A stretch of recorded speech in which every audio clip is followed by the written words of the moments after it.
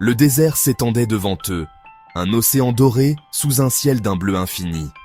Deux amis, Omar et Khalil, se tenaient à son bord, leurs visages illuminés par le soleil levant. Ils étaient aussi différents que le soleil et la lune. Omar, impulsif et prompt au rire. Khalil, calme et réfléchi. Pourtant, un lien fraternel les unissait, forgé dans le feu des rêves partagés et des aventures de l'enfance.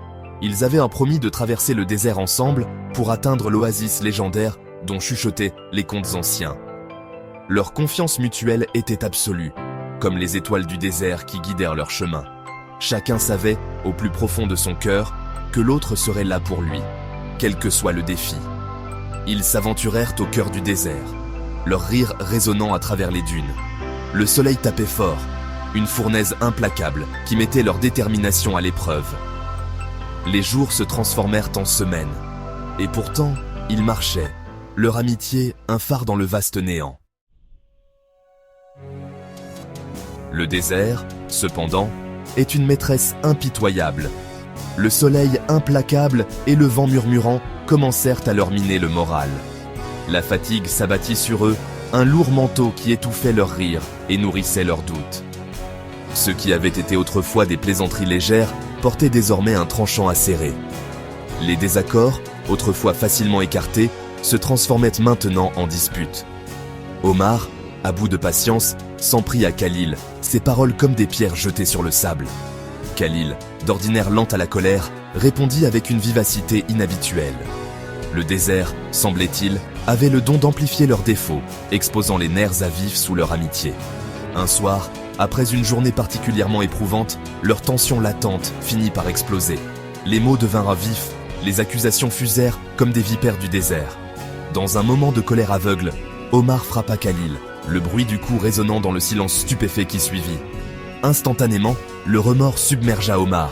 Il se tourna vers son ami, le cœur battant dans sa poitrine. « Khalil » réussit-il à dire, la voix étranglée par la honte. « Pardonne-moi, le désert, il a empoisonné mon cœur. »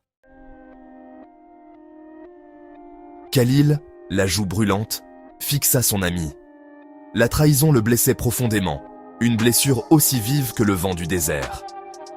Sans un mot, il se pencha et ramassa un bâton. Dans le sable, il commença à écrire. Omar regardait, sa culpabilité grandissant à chaque trait.